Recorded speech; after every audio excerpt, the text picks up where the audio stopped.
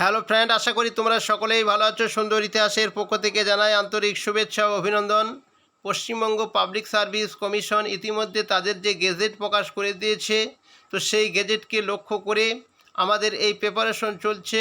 আশা করছি ভোট পর্ব মিটে গেলেই কিন্তু এই নোটিফিকেশন কিন্তু চলে আসবে।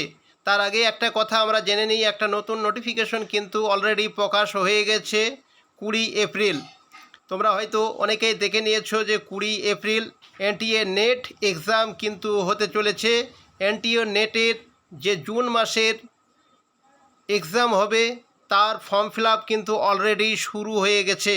20 এপ্রিল এই নোটিফিকেশনটা বার হয়েছে এবং এটি চলবে 10ই মে। এটি চলবে 10ই মে 2024 সাল পর্যন্ত। তো তোমরা অবশ্যই একটা ভালো খবর পেয়ে গেলে যে এই নেট এক্সামের জন্য যারা প্রস্তুতি নিচ্ছ বা তোমরা নেট এক্সাম দেবে, তোমাদের নিজের সাবজেক্টকে জোর কদমে প্রস্তুতি নিতে থাকো। হাতে গোনা হয়তো খুব বড় জোর 1.5 মাস পর্যন্ত সময় হাতে পাবে।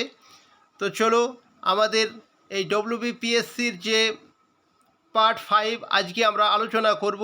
তো আজকের এখানে টপিকে হচ্ছে প্রাচীন মিশর থেকে পিরামিড, মমি, স্ক্রিপ্টের বিশেষ রেফারেন্স সহ প্রাচীন মিশরের একটি রূপরেখা, ব্যবসা বাণিজ্য প্রভৃতির ওপর থেকে আজকের এই ভিডিওটি থাকছে। দুর্দান্ত 30টি এমসিকিউ নিয়ে আলোচনা করা হবে। তো চলো আর বেশি কথা না বলে আজকের এই ভিডিওটা আমরা একবার দেখে নিই এবং তোমাদেরকে বলবো অবশ্যই নেগেটিভ মার্কিং থাকবে, সেজন্য প্রশ্নপত্রগুলো একটু ভালো করে এখন থেকে দেখে নেবে। তো চলো 1 নম্বর প্রশ্ন শুরু করা যাক। 1 নম্বর প্রশ্ন তোমরা দেখতে থাকো, আমি 5 সেকেন্ড পরেই আমি অ্যান্সারটি বলে দেব। তো প্রথম প্রশ্ন, প্রাচীন সভ্যতার লীলাভূমি বলা হতো কোন দেশকে? তোমরা অপশনগুলো ভালো করে দেখতে থাকো। প্রাচীন সভ্যতার লীলাভূমি বলা হতো কোন দেশকে? তো এই প্রশ্নের সঠিক উত্তরটি হয়ে যাবে অপশন সি, মিশরকে। তো আমরা জানি বর্তমান উত্তর আফ্রিকার একটি গুরুত্বপূর্ণ মুসলিম দেশ হলো মিশর। সেই মিশরকে প্রাচীন সভ্যতার লীলাভূমির দেশ বলা হয়ে থাকে। তো চলো তারপরের প্রশ্ন, 2 নম্বরের প্রশ্ন, নীল নদের দান বলা হয়। অপশনগুলো দেখে নাও, নীল নদের দান বলা হয়। তো এই প্রশ্নের সঠিক উত্তরটি হয়ে যাবে অপশন বি, ইজিপ্ট। অর্থাৎ মিশরকে নীল নদের দান বলা হয়। 3 নম্বর প্রশ্ন, প্রাচীন মিশরীয় সভ্যতার সময়কাল ছিল। প্রাচীন মিশরীয় সভ্যতার সময়কাল ছিল। অপশনগুলো তোমরা দেখে নাও। তো এই প্রশ্নের সঠিক উত্তরটি হয়ে যাবে অপশন এ, খ্রিস্টপূর্ব 5000 থেকে 525 অব্দ পর্যন্ত। খ্রিস্টপূর্ব 5000 থেকে 525 অব্দ পর্যন্ত প্রাচীন মিশরীয় সভ্যতার সময়কাল। 4 নম্বর প্রশ্ন, মিশরীয় সভ্যতার উন্মেষ ঘটেছিল। অপশনগুলো তোমরা দেখে নাও।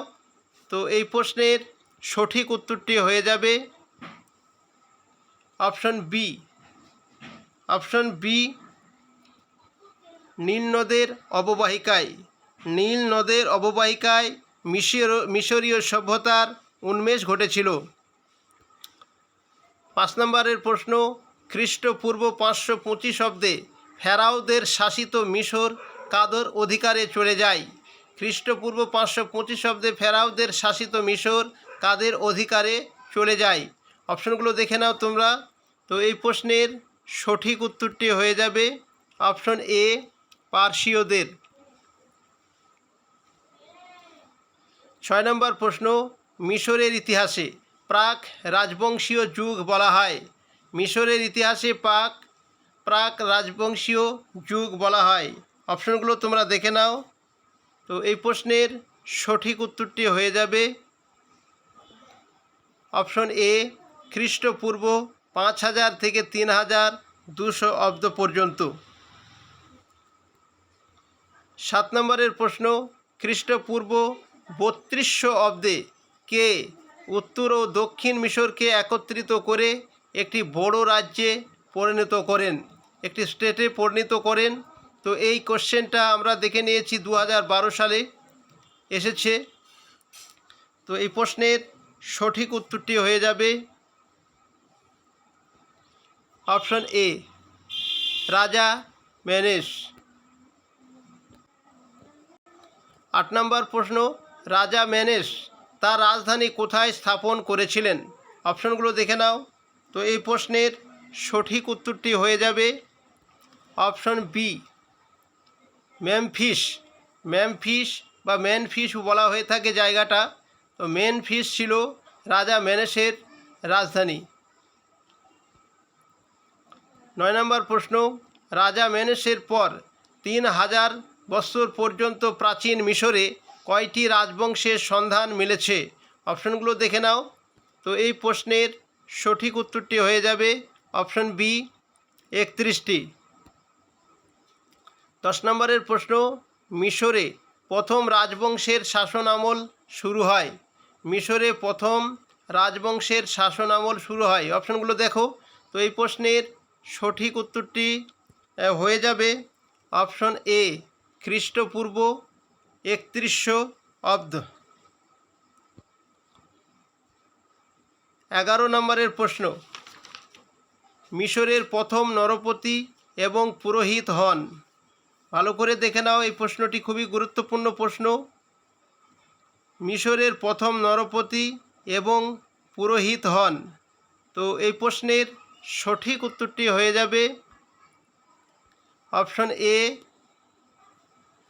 নারমার বা মেনেস। 12 নম্বরের প্রশ্ন, মিশরের কোন রাজা প্রথম ফেরাও এর মর্যাদা লাভ করে? খুব গুরুত্বপূর্ণ প্রশ্ন, অপশনগুলো দেখে নাও। তো এই প্রশ্নের সঠিক উত্তরটি হয়ে যাবে অপশন বি, মেনেস। মেনেস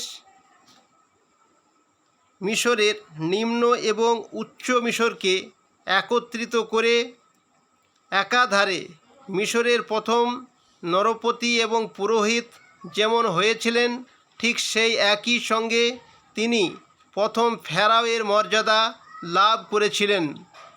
তারপর থেকে ফেরাওদের অধীনে মিশর প্রাচীন বিশ্ব সভ্যতার অগ্রগতিতে একের পর এক উল্লেখযোগ্য অবদান রাখতে শুরু করেছিল। 13 নম্বরের প্রশ্ন, মিশরে আদি রাজত্বের যুগ বলা হয়? অপশনগুলো তোমরা দেখে নাও। তো এই প্রশ্নের সঠিক উত্তরটি হয়ে যাবে অপশন সি, প্রথম ও দ্বিতীয় রাজবংশকে। প্রথম ও দ্বিতীয় রাজবংশকে অর্থাৎ রাজত্বকালকে, রাজবংশের রাজত্বকালকে আদি রাজত্বের যুগ বলা হয়ে থাকে। 14 নম্বরের প্রশ্ন, মিশরে তৃতীয় রাজবংশের সূচনা করেন? মিশরে তৃতীয় রাজবংশের সূচনা করেন, অপশনগুলো তোমরা দেখে নাও। তো এই প্রশ্নের সঠিক উত্তরটি হয়ে যাবে অপশন বি, রাজা যশার। অপশন বি, রাজা যশার। 2700 খ্রিস্টপূর্বাব্দে 2700 খ্রিস্টপূর্বাব্দে বিখ্যাত ফেরাও যশার তৃতীয় রাজবংশের সূচনা করেছিলেন। তার হাতেই প্রতিষ্ঠাতা পায় প্রাচীন রাজবংশ। তারপরের প্রশ্ন আমরা দেখে নেব। 15 নম্বরের প্রশ্ন, মিশরে প্রথম পিরামিড নির্মাণ করেন? খুব গুরুত্বপূর্ণ প্রশ্ন, মিশরে প্রথম পিরামিড নির্মাণ করেন? অপশনগুলো তোমরা ভালো করে দেখে নাও। তো এই প্রশ্নের সঠিক উত্তরটি হয়ে যাবে অপশন বি, রাজা যশার। রাজা যশার তিনি মিশরে প্রথম পিরামিড তৈরি করেছিলেন।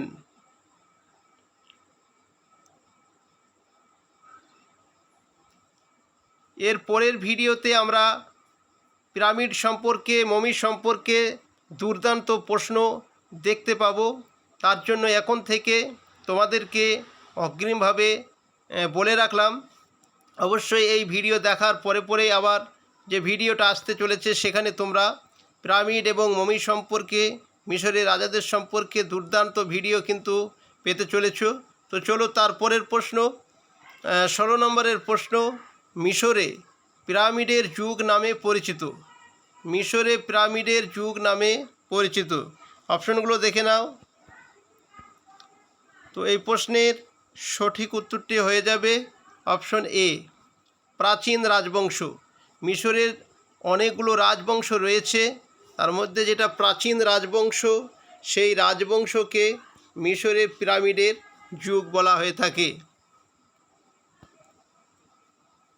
17 নম্বরের প্রশ্ন, মিশরের প্রথম দুটি রাজবংশের রাজধানী ছিল। অপশনগুলো তোমরা দেখে নাও। তো এই প্রশ্নের সঠিক উত্তরটি হয়ে যাবে option B, Thinis. Option B, Thinis. এই থিনিস ছিল উচ্চ মিশরের একটি স্থান। 18 নম্বরের প্রশ্ন, মিশরের তৃতীয় রাজবংশের আমলে রাজধানী কোথায় স্থানান্তরিত করা হয়েছিল। অপশনগুলো তোমরা দেখে নাও। তো এই প্রশ্নের সঠিক উত্তরটি হয়ে যাবে অপশন এ, মেনফিস। মেনফিসে রাজধানী স্থানান্তরিত করা হয়েছিল। তৃতীয় রাজবংশের আমলে মেনফিসে রাজধানী স্থানান্তরিত করা হয়েছিল। 19 নম্বরের প্রশ্ন, প্রথম 6টি রাজবংশকে মিশরের ইতিহাসে বলা হয়। মিশরের যে প্রথম 6টি রাজবংশ ছিল তাকে মিশরের ইতিহাসে কি বলা হয়। অপশনগুলো তোমরা দেখে নাও। তো এই প্রশ্নের সঠিক উত্তরটি হয়ে যাবে অপশন এ, প্রাচীন রাজবংশীয় যুগ। প্রাচীন রাজবংশীয় যুগ বলা হয়ে থাকে।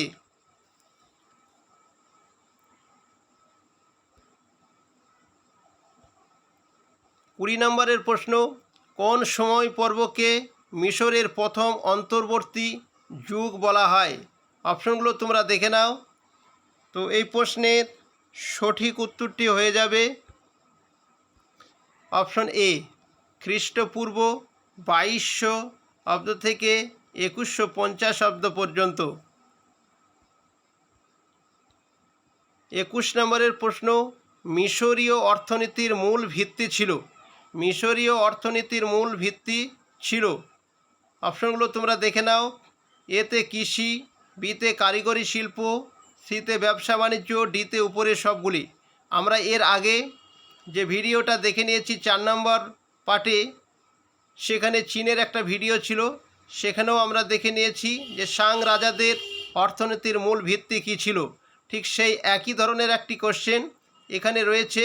তো এই প্রশ্নের সঠিক উত্তরটি হয়ে যাবে অপশন ডি, উপরের সবগুলি। অর্থাৎ এখানে কৃষি, কারিগরি শিল্প, ব্যবসা বাণিজ্য সবগুলোই ছিল মিশরীয় অর্থনীতির মূল ভিত্তি। 22 নম্বরের প্রশ্ন, মিশরে লাঙলের সাহায্যে ষাঁড় দিয়ে জমি কর্ষণ, মই দিয়ে জমির মাটি সমান করা প্রভৃতি জানা যায়। খুব গুরুত্বপূর্ণ প্রশ্ন। অপশনগুলো তোমরা দেখে নাও। তো এই প্রশ্নের সঠিক উত্তরটি হয়ে যাবে অপশন বি, দেওয়াল চিত্র। অপশন বি, দেওয়াল চিত্র। এই দেওয়াল চিত্র থেকে মিশরে লাঙলের সাহায্যে ষাঁড় দিয়ে জমি কর্ষণ, মই দিয়ে জমির মাটি সমান করা,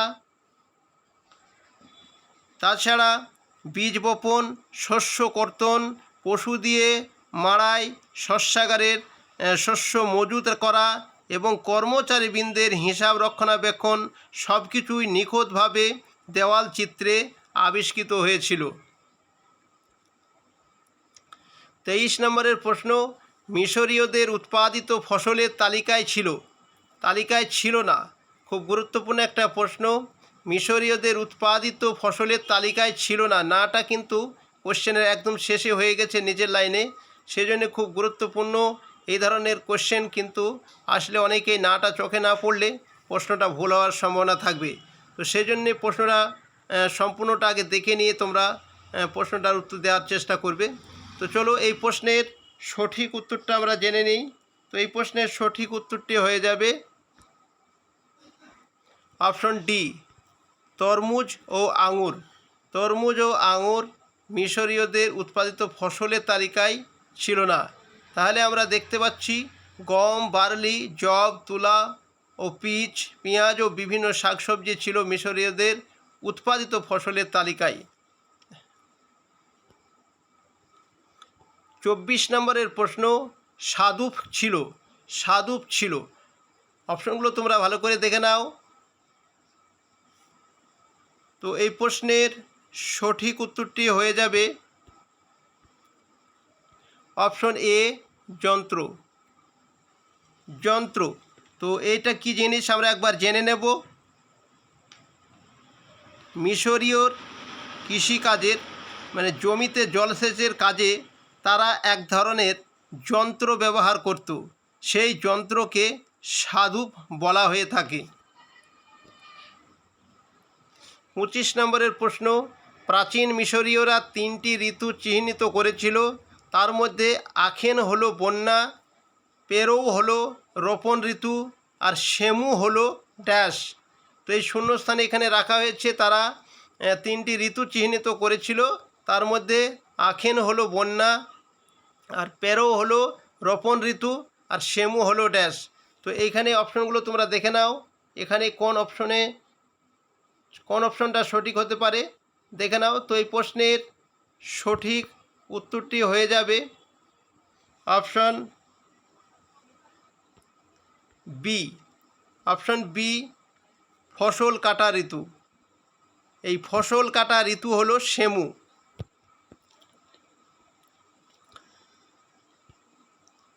26 নম্বরের প্রশ্ন, মিশরের অর্থকারী শস্য ছিল। অর্থকারী শস্য অপশনগুলো দেখে নাও। তো এই প্রশ্নের সঠিক উত্তরটি হয়ে যাবে অপশন ডি, এ এবং বি, অর্থাৎ কার্পাস, আর বি অপশনে এক প্রকার সনজাতীয় তন্তু। এগুলো ছিল অর্থকারী শস্য। 27 নম্বরের প্রশ্ন, নীল নদের তীরে জন্মানো ড্যাশ কাগজ উৎপাদনে ব্যবহৃত হতো। নীল নদের তীরে জন্মানো ড্যাশ কাগজ উৎপাদনে ব্যবহৃত হতো। অপশনগুলো দেখে নাও।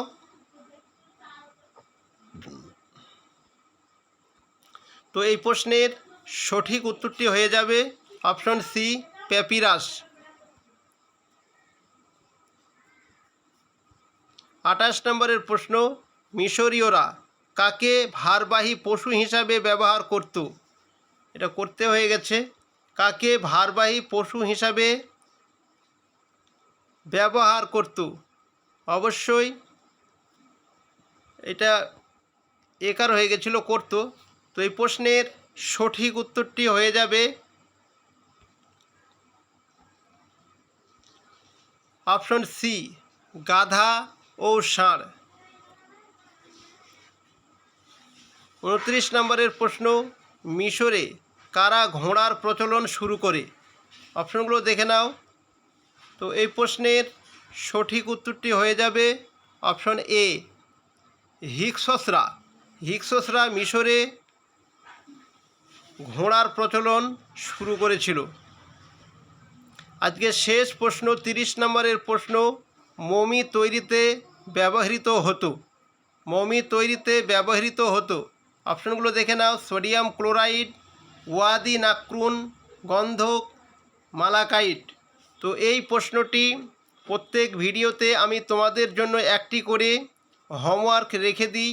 আজকে এই প্রশ্নটিও তোমাদের জন্য হোমওয়ার্ক রেখে দেওয়া হলো। অবশ্যই এর সঠিক উত্তরটি তোমরা কমেন্ট করে জানিয়ে দেবে। আর ভিডিওটা যদি ভালো লেগে থাকে অবশ্যই একটি লাইক করবে এবং বন্ধুদের কাছে বেশি বেশি করে শেয়ার করে দেবে। এবং যে সমস্ত বন্ধুরা নতুন আমার এই চ্যানেলকে ফলো করছো বা দেখছো, তোমাদেরকে বলবো অবশ্যই একটি সাবস্ক্রাইবার করে আমার এই ভিডিও দেখার জন্য অনুরোধ রইল। Thank you very much.